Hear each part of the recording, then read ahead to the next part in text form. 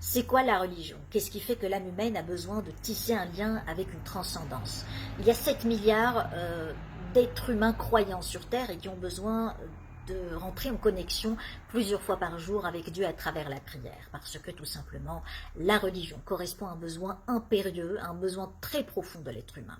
Et quand je parle de religion, je parle bien sûr de Dieu, puisque la première définition donnée au mot religion date du 1er siècle avant Jésus-Christ par Cicéron. C'est le fait de rendre un culte à une divinité, un être suprême, un démiurge, un grand horloger, comme l'a appelé plus tard Voltaire. Mais la religion n'a pas attendu Cicéron pour exister. Elle existe depuis que l'homme est sur Terre. Depuis qu'il est sur Terre, il a créé un panthéon interminable de divinités pour expliquer la vie, expliquer la mort, les phénomènes naturels qui l'entourent, expliquer les contingences de la vie, les conjurer aussi. Et la religion est protéiforme, mais elle est passée par plusieurs stades. D'abord, le premier stade, les premières religions, les religions primitives, correspondaient à des croyances fétichistes.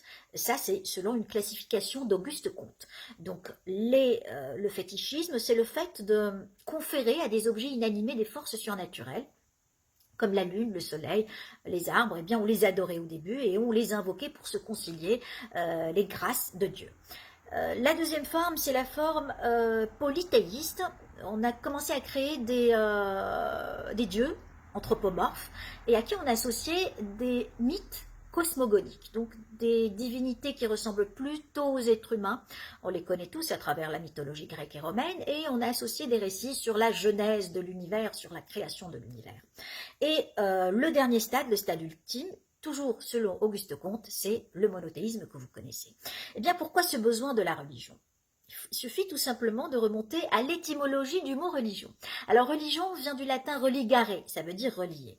Relier d'abord verticalement et horizontalement. Verticalement, on a besoin d'être lié à une transcendance, un Dieu omniscient, omnipotent, omniprésent, un Dieu puissant, un démiurge, et un lien horizontale pour fédérer les êtres humains entre eux et puis pour la socialisation des âmes.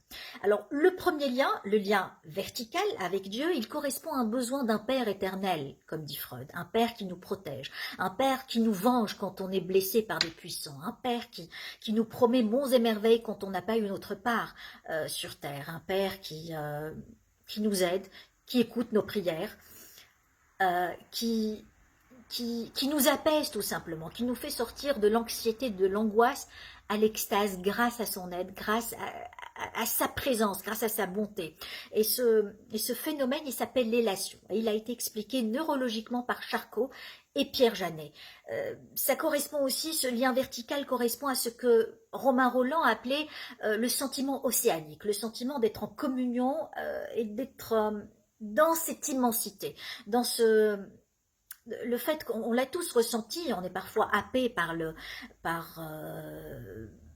des phénomènes naturels ou par un paysage naturel extraordinaire, par l'immensité, eh bien on a envie d'être en communion avec cette force suprême qui est derrière ce beau paysage. Et puis, il ne faut pas oublier que la spiritualité ou la foi, elle donne beaucoup de force, quelle que soit la foi, hein, quelle que soit la prière, qu'elle soit dans un ashram, dans une pagode, dans une synagogue, un temple protestant ou une église, ça n'a pas d'importance.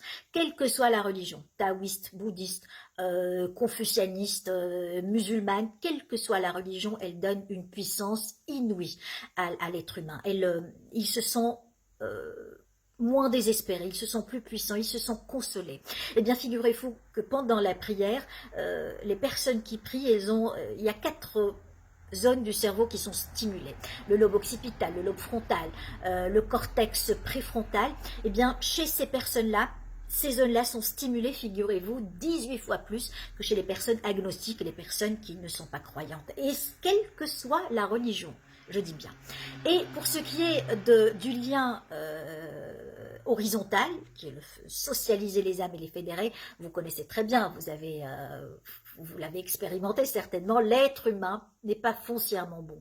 L'homme n'est pas, quoi qu'en dise Voltaire avec sa théorie du bon sauvage, l'être humain est pusillanime de nature. Il est foncièrement agressif, mauvais, il y a une émulation entre les êtres humains très féroce. Et pour vivre ensemble, on a besoin d'une autorité, on a besoin d'une éthique, mais il faut lier l'éthique au châtiment, parce que malheureusement, beaucoup de personnes, l'être humain, il n'a pas cette maturité de respecter une éthique sans châtiment. On a toujours besoin de cette peur du gendarme. Donc, pour vivre ensemble, tout simplement, pour qu'on ne se tue pas, on ne s'entretue pas, on ne s'écharpe pas, on ne se vole pas, eh bien, on a besoin d'un code, on a besoin d'un code pénal divin. Et la religion, elle est là pour nous aider à vivre en société, pour nous dire que si on fait du mal à l'autre, si on commet un péché, eh bien il y aura un châtiment dans l'au-delà. Pour creuser davantage ce sujet de la religion, je vous conseille Boris Cyrulnik, son livre La psychanalyse de Dieu. Vous connaissez certainement Boris Cyrulnik à travers sa notion de résilience. Eh bien il a écrit un très beau livre que j'ai lu il y a quelques années qui s'appelle La psychanalyse de Dieu. C'est un éthologue, éthologue, c'est très important parce que l'étude des animaux, ça ressemble beaucoup à l'étude des êtres humains aussi. On a beaucoup de points communs. Il est aussi neuropsychiatre et il est très brillant. Et son livre résume le phénomène religieux d'une façon très, très didactique. Et bien voilà, je vous souhaite une bonne lecture à tous.